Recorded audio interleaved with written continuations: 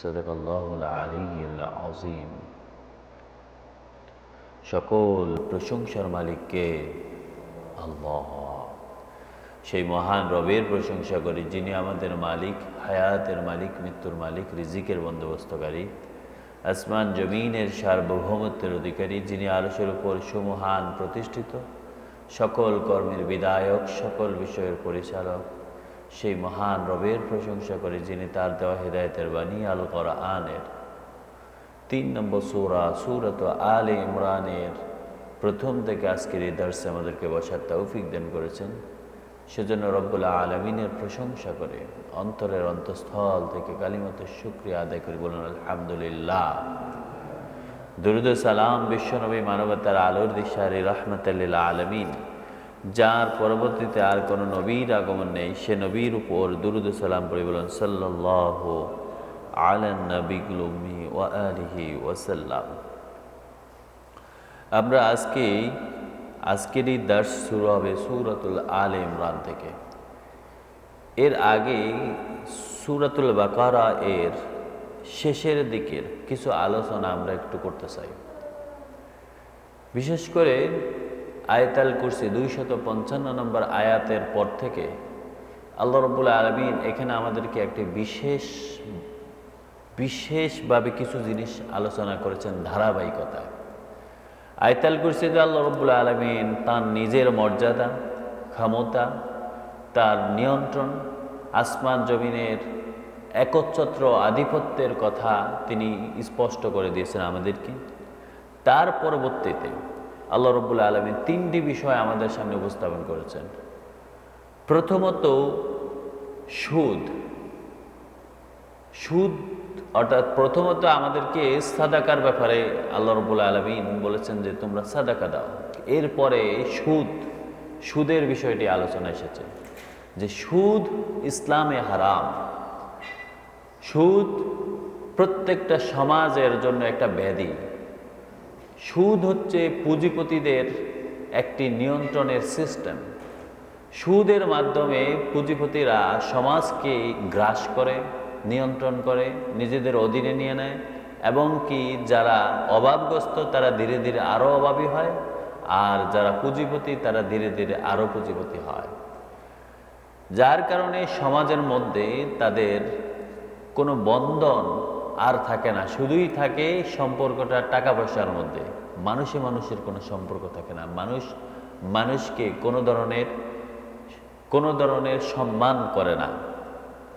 পরবর্তীতে আল্লাহ রাব্বুল আলামিন উদ্বুদ্ধ করেছেন তোমরা সুদ না নিয়ে তোমরা একজন থেকে ঋণ নাও।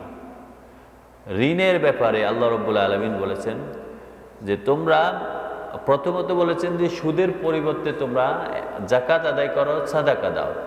কিন্তু দেখা যাচ্ছে অনেক মানুষেরই এত বড় কলিজা হয় না, বা এত বড় ধরনের সে মানসিকতা হয় না, যার কারণে সে সাদাকা দিবে, জাকাত বা মানুষকে জাকাত দিবে।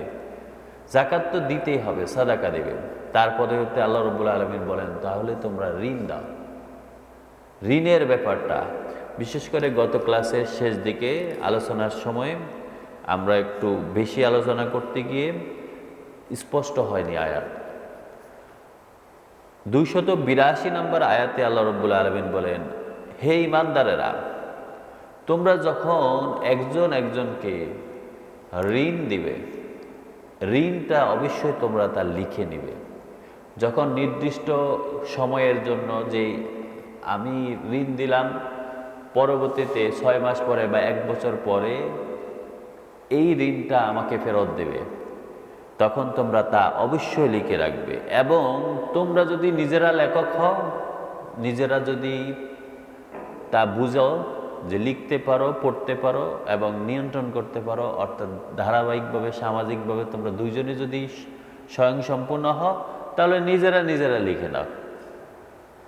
যদি তোমরা নিজেরা না পারো, যে সব ঠিক আছে, জ্ঞান আছে, বুদ্ধি আছে, কিন্তু নিজে পড়তে পারে না, লিখতে পারে না, তাহলে তোমরা একজন লেখককে নির্বাচন করো, একজন লেখককে দিয়ে লিখে নাও। আর লেখক সেটা অবশ্যই প্রত্যেকটা বিষয় সূক্ষ্মাতি সূক্ষ্ম, ক্ষুত এবং দুইজনের আলোচনা, দুইজনের পরস্পরের যেই একজন একজনকে যে প্রস্তাব দিয়েছে তা সম্পূর্ণভাবে লিখে রাখবে, কোনোভাবে কোনো কিছুকে ছেড়ে দেবে না, কোনো কিছু গোপন করবে না, কোনো কিছু বাড়তি করবে না।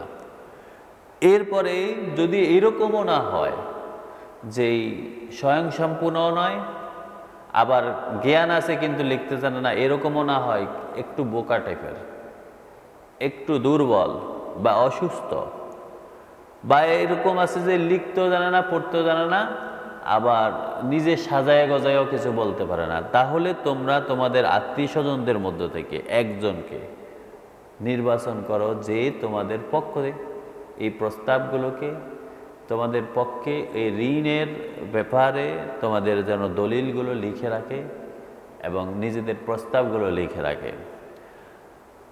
এইখানেই তোমরা সাক্ষী উপস্থিত করো, দুইজন সাক্ষী, ছেলে হলে দুইজন সাক্ষী, আর মেয়ে হলে একজন ছেলে আর দুইজন মেয়েকে এক ছেলের সমান করে সাক্ষী রেখো। এইটা আল্লাহ রাব্বুল আলামিন বলেন, এই যে সাক্ষীদের ব্যাপারে আমি তোমাদেরকে বলেছি যাতে একজন ভুলে না যায় বা একজন কোনোভাবে আরেকজনের প্রতি আকৃষ্ট না হয়ে একগোয়া না হয়ে যায়, তাহলে একজন একজনকে যেন সতর্ক করে দেয়, সহযোগিতা করে সত্যটা বলার জন্য, সত্যটা মানার জন্য। এরপর আল্লাহ রাব্বুল আলামিন বলেছেন যে তোমরা যখন লিখে রাখবে তখন কিন্তু কোনোভাবে গোপন করে বা কোনো অলস্যতা করে কোনো কিছু ছেড়ে দিবে না। আর এটা হচ্ছে তোমাদের দায়িত্ব, এটা হচ্ছে তোমাদের কর্তব্য, এটা তোমাদেরকে আল্লাহ রাব্বুল আলামিনের প্রিয় ব্যক্তিদের মধ্যে অন্তর্ভুক্ত করবেন এবং তোমরা নিজেরা এটা বুঝতে পারবে। আর লেখক যিনি লেখেন বা সাক্ষী যিনি থাকেন, অনেক সময় সমাজের কিছু লোক নিজের স্বার্থের বিপরীত হলে ওই সাক্ষীদেরকে বিভিন্নভাবে চাপ দেয় বা লেখকদেরকে বিভিন্নভাবে চাপ দেয়। আল্লাহ বলেন কোনো লেখককে কিংবা কোনো সাক্ষীকে কোনোভাবে তোমরা ক্ষতিগ্রস্ত করতে পারবে না।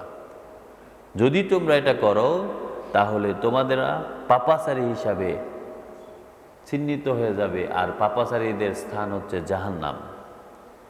এরপর আল্লাহ রাব্বুল আলামিন বলেন অনেক সময় এরকম হয় যে দূরে এক জায়গায় গেছেন, সফরে গেছেন, এই সময় খুব প্রয়োজন কিছু টাকা পয়সা, তখন তোমরা একজন থেকে আরেকজন ধার নাও এবং যিনি ধার নেবেন তিনি তার নিজের এমন কিছু ওই যে ধার জেনে দিচ্ছেন তাকে কর্জ হিসাবে তার কাছে জমা রাখবেন, এটা তার কাছে বন্ধক রাখবেন।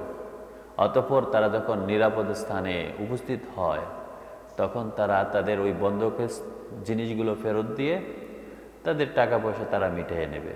কোনোভাবেই তোমরা তোমাদের ওই সাক্ষীগুলোকে, তোমাদের প্রমাণগুলোকে, কর্জের বিষয়গুলোকে, যে হ্যাঁ আপনি আমার থেকে 5,000 টাকা নিয়েছেন কিন্তু 10,000 টাকার জিনিস কর্জ দিচ্ছেন, এইভাবে জমা দিছেন, বন্ধক দিছেন, অ্যান্ড পরবর্তীতে চিন্তা করলো যে না আমি যদি এটা আটকায় দিই তাহলে তো আমার 5,000 টাকা বেশি লাভ হবে, এরকম তোমরা করবা না, এরকম করা তোমাদের উচিত হবে না। ওয়ালা তাকতুমুশ শাহাদা, তোমরা কোনোভাবে সাক্ষীকে গোপন রাখবে না। কর্দ বিষয়টা যিনি বন্ধক রাখছেন ওই বন্ধকের বিষয়টাও এক ধরনের শাহাদা। আল্লাহ রাব্বুল আলামিন বলেন এই ধারাবাহিকতায় আল্লাহ রাব্বুল আলামিন আল্লাহু বিমা তা'মালুনা আলিম, তোমরা যা কিছু করে আল্লাহ রাব্বুল আলামিন সব কিছু জানেন।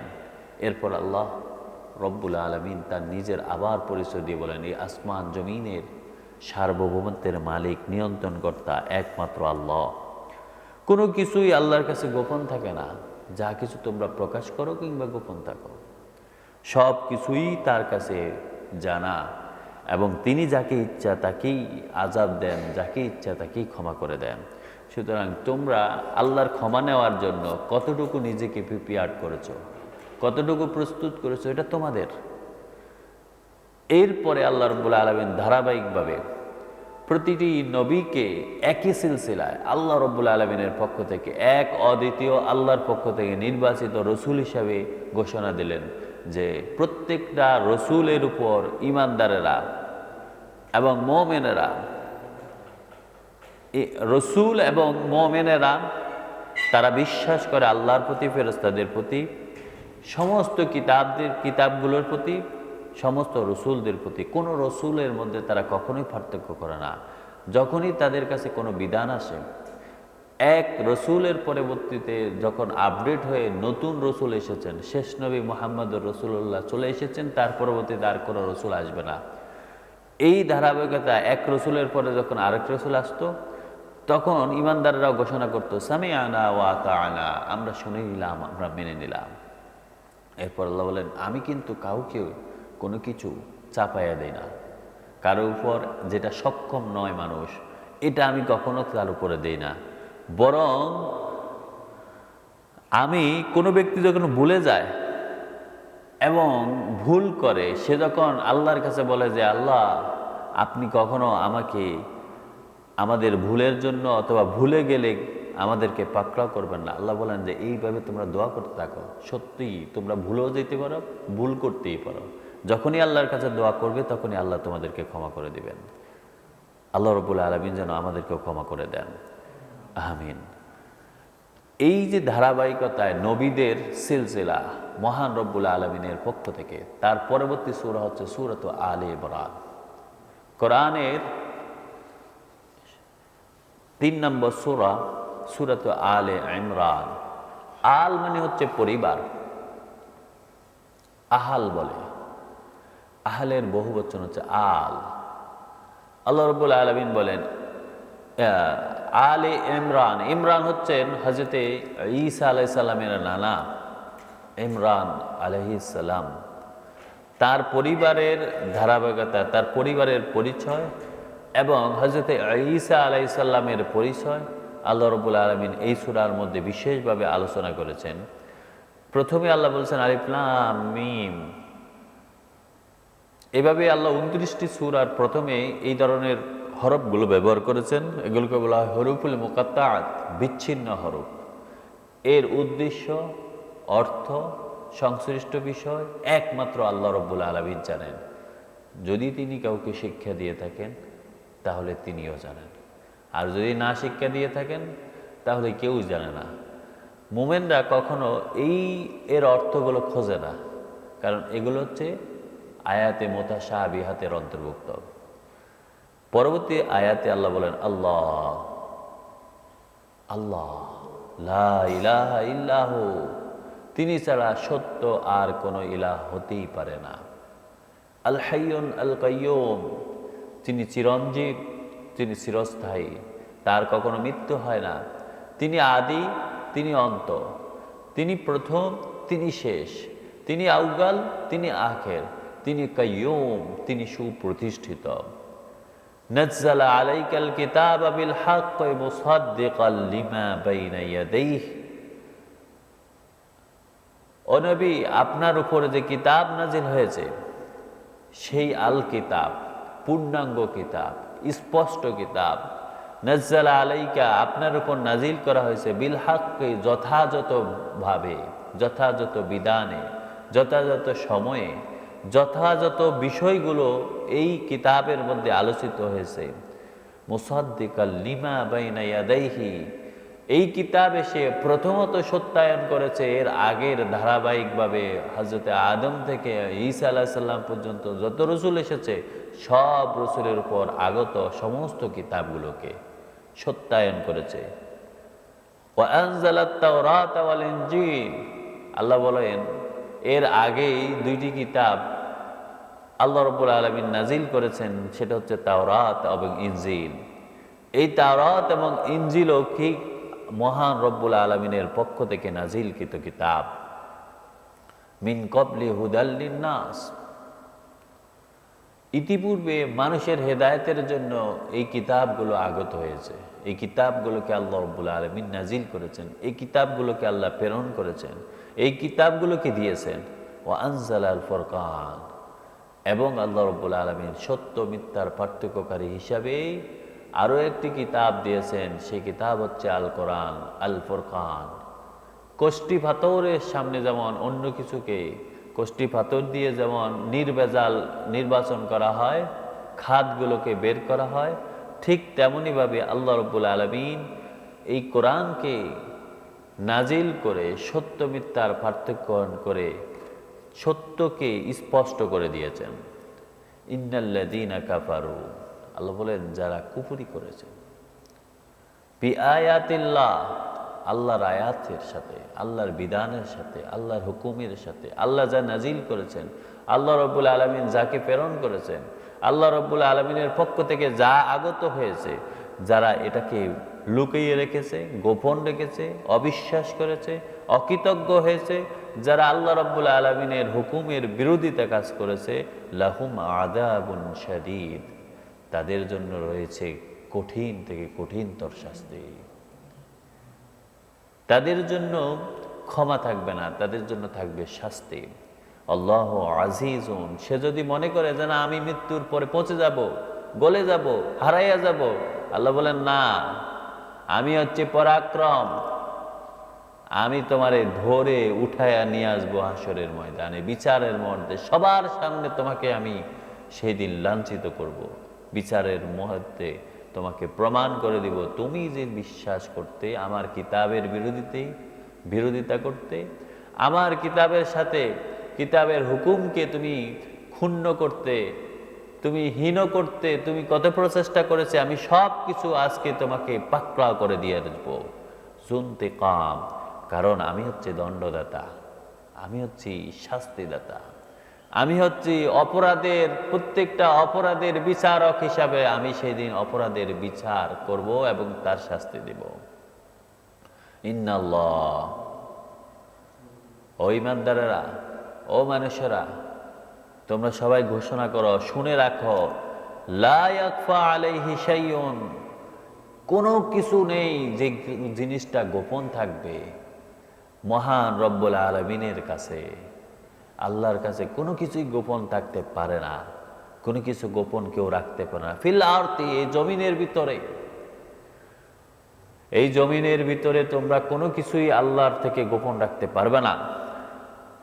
ওয়ালা ফিস সামা, আর না আসমানে, আসমানে কিংবা জমিনে কোনো কিছুই আল্লাহ রব্বুল আলামিনের কাছ থেকে গোপন থাকে না, সব কিছু আল্লাহ রব্বুল আলামিন জানেন। হুয়াল্লাযী, তিনি সেই মহান রব। ইউসাউবিরুকুম ফিল আরহাম, যিনি তোমাদেরকে মাতৃদানের মধ্যেই, মাতৃগর্ভের মধ্যেই তোমাদেরকে রূপান্তর করেছেন, তোমাদেরকে আকৃতি দান করেছেন। চিন্তা করেন, আমরা একটা শরীর, এই শরীরের আমাদের কোথায় কি আছে, ছোট্ট থেকে ছোট্ট, মনে করেন এই আঙ্গুলগুলো, আমরা যখন শুক্রাণুতে ছিলাম, ওই শুক্রাণু অবস্থায় আল্লাহ রাব্বুল আলামিন আমাদেরকে ঠিক আকৃতি দান করেছেন। সুবহানাল্লাহ, এত ছোট জিনিসের মধ্যে তিনি আকৃতি দান করেছেন। আল্লাহ রাব্বুল আলামিন মনে বলেন যে তোমরা স্মরণ করো, হুয়াল্লাযী ইউসাফফিরুকুম ফিল আরহাম, তোমরা যখন মাতৃগর্ভে ছিলে সেখানেই তোমাদেরকে সে আকৃতি আমি দান করেছি। এই কথা আরো স্মরণ করে দিলেন হযরত ঈসা আলাইহিস সালাম, তিনি যেমনভাবে মাতৃগর্ভ থেকে জন্ম নিলেন, তিনি কখনো তোমাদের খালেক নন, তিনি তোমাদের রব নন, তিনি তোমাদের কাছে তোমাদেরই মতো একজন নবী, কিন্তু আল্লাহ রাব্বুল আলামিন তাকে এক বিশেষ পদ্ধতিতে, আল্লাহ রাব্বুল আলামিনের ক্ষমতা প্রদর্শনে তিনি তাকে প্রেরণ করেছেন। হযরতে আদম আলাইহিস সালামকে বাবাও নাই, মাও নাই, আল্লাহ তাকে আকৃতি দান করে পৃথিবীতে মানুষ রূপে প্রেরণ করেছেন। হযরতে হাওয়া আলাইহিস সালাম, তাকেও আল্লাহ রাব্বুল আলামিন বিশেষ পদ্ধতিতে আদম আলাইহিস সালাম থেকে সৃষ্টি করেছেন। এরপরে আরো দেখাই দিলেন তোমাদের বাবা আছে, মা আছে, এই ধারাবাহিকতায় আমি তোমাদেরকে বংশ বিস্তারের মাধ্যমে আমি তোমাদেরকে প্রেরণ করেছি।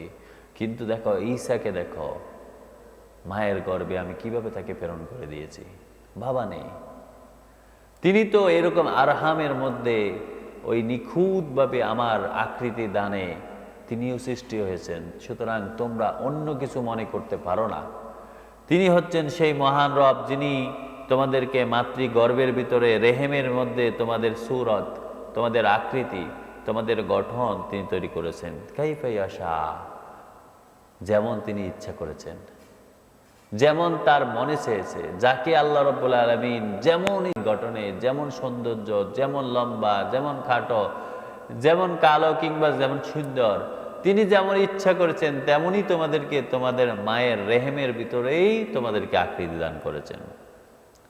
লা ইলাহা ইল্লাহু।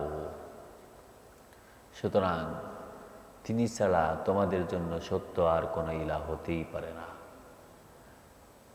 তিনি হচ্ছেন সেই মহান রব, হুয়াল আজিজুল হাকিম। তিনি হচ্ছেন বিজ্ঞ, তিনি হচ্ছেন পরাক্রম।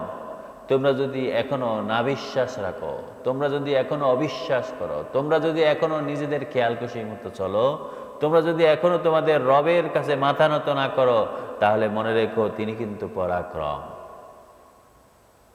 এর পরের আয়াতে আল্লাহ বলেন, হুয়াল্লাযী আনজালা আলাইকাল কিতাব। তিনি সেই মহান রব যিনি এই কোরআন নাজিল করেছেন। মিনহু আয়াতুম মুহকামাত। এই কোরআনের মধ্যে তিনি দুই ধরনের আয়াত দিয়েছেন। কিছু আয়াতকে তিনি মুহকামাত, হুকুম সংবলিত, স্পষ্ট রূপে বুঝার মতো বিধানগত আলোচনা করেছেন। হুন্না উম্মুল কিতাব। আর এগুলোই হচ্ছে কিতাবের মূল ধারাবাহিক আলোচনা। এটাই হচ্ছে কিতাবের মূল আলোচনা। এটাই হচ্ছে তোমাদের জন্য কিতাবের সারমর্ম বিষয় আল্লাহ আলোচনা করেছেন। উখরা মুতাশাবিহাত। আর কিছু কিছু আয়াত আল্লাহ রাব্বুল আলামিন অস্পষ্ট করে রেখেছেন, মুতাশাবিহাত হিসাবে আল্লাহ রাব্বুল আলামিন নাজিল করেছেন। ফাম্মাল্লাযীনা ফি কুলুবিহিম যায়গ। আল্লাহ বলেন, যাদের অন্তরে ব্যাধি আছে, সমস্যা আছে, যাদের অন্তরে কোনো ধরনের যায়গ আছে, আল্লাহ বলেন ফাআম্মাল্লাযীনা ফি কুলুবিহিম যায়গুন ফায়াত্তাবিউনা মা তাশাবাহা মিনহু। তখন তারা যা কিছু আল্লাহ অস্পষ্ট করে রেখেছেন, যা কিছু মুতাশাবিহাত হিসাবে নাজিল হয়েছে, তারা এগুলোর পিছনে ঘুরতে থাকে, তারা এগুলো নিয়ে আলোচনা করতে থাকে, তারা এগুলোকে ব্যাখ্যা করতে থাকে। ফায়াত্তাবিউনা মা তাশাবাহা মিনহু ইবতিগাআল ফিতনা। তাদের উদ্দেশ্য থাকে ফিতনা তৈরি করা, তাদের উদ্দেশ্য থাকে সমাজের মধ্যে বিভিন্ন ধরনের সমস্যা তৈরি করা। ওয়াবতিগাআ তা'ওয়িলিহি। তারা এটার ব্যাখ্যা, এটাকে আলোচনা করা, এটাকে নিয়ে বিভিন্নভাবে কোনো ধরনের কোনো কিছু তৈরি করা। আল্লাহ বলেন, এরা যাদের অন্তরে ব্যাধি আছে তারা এগুলো করে। ওমা ইয়ালামু তা'ওয়িলাহু ইল্লা আল্লাহ। মনে রেখো, এই মুতাশাবিহাতগুলোর অর্থ মহান আল্লাহ ছাড়া আর কেউ জানে না। সুবহানাল্লাহ, সুবহানাল্লাহ। তিনি এটাকে স্পষ্ট করেন না, তিনি এটাকে এমনভাবে রেখে দিয়েছেন যুগের পর যুগ। যখন আল্লাহ স্পষ্ট করবেন তখন আল্লাহ তখন উদ্দেশ্য বা তার ইচ্ছা অনুযায়ী। ওয়ার-রাসিখুনা ফিল ইলম। কিন্তু যারা জ্ঞানে পরিপূর্ণ, কিন্তু যারা জ্ঞানের মধ্যে শ্রেষ্ঠত্ব অর্জন করেছে, আল্লাহ বলেন যাদেরকে আমি পূর্ণাঙ্গ জ্ঞান করেছি, ইয়াকুলুনা আমান্না বিহি। তারা এই আয়াতগুলোকে বলে, এই আয়াতগুলোকে পড়ে, এই আয়াতগুলো তাদের সামনে আসে, তারা তখন সাথে সাথে ঘোষণা করে যে আমরা তা পরিপূর্ণভাবে বিশ্বাস করি। সুবহানাল্লাহ। ইয়াকুলুনা আমান্না বিহি। আমরা এতে পূর্ণাঙ্গভাবে ঈমান এনেছি। কুল্লুম মিন ইনদি রাব্বিনা। তাদের ঘোষণা হয় এই সব কিছু আমাদের রবের পক্ষ থেকেই নাজিল করেছে, সব কিছু আমাদের রবের পক্ষ থেকে আমাদের কাছে প্রেরণ করা হয়েছে। সুবহানাল্লাহ, আল্লাহু আকবার। আল্লাহ যেন আমাদেরকে রাসিখুল ইলম হিসাবে অন্তর্ভুক্ত করে নেন, আমিন। ওমা ইয়াযাক্কারু ইল্লা উলুল আলবাব। আল্লাহ বলেন, এই যে এই উপদেশগুলো, এই কথাগুলো তোমাদের সামনে উপস্থাপন করেছি, মনে রেখো এর মধ্যেও কত লোক আছে যাদের ইলম কম, যারা সামান্য কিছুতেই বিগড়িয়ে যায়।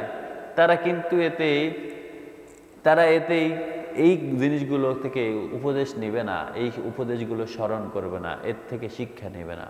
কিন্তু যারা উলুল আলবাব, যারা জ্ঞানবান, আল্লাহ যাদেরকে জ্ঞানে পরিপূর্ণ করেছেন, আল্লাহ যাদের অন্তরকে পরিষ্কার করেছেন, যাদের অন্তরে ব্যাধি নেই, আল্লাহ রাব্বুল আলামিন বলেন ওমা ইয়াযাক্কারু ইল্লা উলুল আলবাব, তারা ছাড়া এখান থেকে উপদেশ কেউই গ্রহণ করতে পারবে না।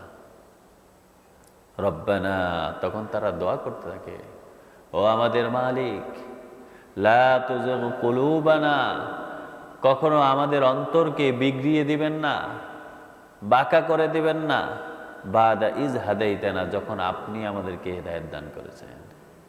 হেদায়েতের মালিক কে? আল্লাহ। আপনি যখন আমাদেরকে হেদায়েত দিয়েছেন, আমাদের অন্তরগুলোকে কখনো বাঁকিয়ে দিবেন না, কখনো এটাকে বিগড়িয়ে দিবেন না, কারণ আপনি দয়া করে আমাদেরকে হেদায়েত দিয়েছেন, আপনি দয়া করে আমাদেরকে হেদায়েতের উপর মৃত্যু পর্যন্ত রাখবেন ইনশাআল্লাহ। ওয়াহাব লানা মিন লাদুনকা রাহমা, ও আমাদের রব, আপনার নিজের পক্ষ থেকে দয়া করে মায়া করে আপনি নিজে স্বতঃস্ফূর্তভাবে আমাদের উপর রহম নাজিল করেন। আমিন আমিন। ইন্নাকা আনতাল ওয়াহাব, কারণ আপনি একমাত্র দাতা, ত্রাণকর্তা, আপনি একমাত্র পরিত্রাণকারী, আপনি একমাত্র মহান রব, যিনি আপনার দয়া দিয়ে আপনার নিজের পক্ষ থেকে রহমত নাজিল করেন, হেদায়েত দেন, আপনি তো সেই মহান রব। রব্বানা, ও আমাদের রব, ইন্নাকা জামিউন নাসি লিয়াউমিন, আপনি তো সেই মহান রব যিনি কিয়ামতের দিন, বিচারের দিন, হাসরের ময়দানে সব মানুষকে একসাথ করবেন। আমরা তো আপনার কাছেই ফেরত যাব। ইমানদারদের সব সময় বিশ্বাস থাকে, তারা আমেলে চলে করে, আল্লাহর উপর বিশ্বাস রাখে, আখিরাতের প্রতি তারা বিশ্বাস রাখে। তারা তখন বলে, ও আমাদের রব, আপনি তো মানুষদেরকে একত্রকারী, লা রাইবা ফি, এতে কোনো সন্দেহ নেই, এতে কোনো অবিশ্বাস নেই, এতে কোনো এমন কোনো কিছু নেই যে কথাতে আমরা সন্দেহ পোষণ করি। আল্লাহ, আমরা পরিপূর্ণভাবে বিশ্বাস করি। ইন্নাল্লাহ লা ইউখলিফুল মিআদ, আল্লাহ রাব্বুল আলামিন বলেন, তিনি সেই মহান রব যিনি কখনো তার ওয়াদাকে ভঙ্গ করেন না, তিনি কখনো খেলাপ করেন না। লা ইউখলিফু আল মিআদ, তার দেওয়া সমস্ত অঙ্গীকারকে তিনি পরিপূর্ণ করেন। তিনি বুঝাইছেন, যারা ঈমানদার, যারা জ্ঞানে পরিপূর্ণ, যারা এইভাবে আল্লাহ রাব্বুল আলামিনের কাছে মাথা নত করে হিদায়াত কামনা করে, রহমত কামনা করে, আল্লাহ রাব্বুল আলামিন তার ওয়াদা অনুযায়ী তাকে হেদায়েত দেন, রহমত দেন এবং তাকে নাজাত দিবেন। আল্লাহ যেন আমাদেরকে তাদের অন্তর্ভুক্ত করে নেন। আমিন। ওয়া মা তাওফীকি ইল্লা বিল্লাহ। সুবহানাকাল্লাহুম্মা বিহামদিক, আশহাদু আল্লা ইলাহা ইল্লাল্লাহ, আস্তাগফিরুকা ওয়া আতুবু ইলাইক। আসসালামু আলাইকুম ওয়া রাহমাতুল্লাহি ওয়া বারাকাতুহু।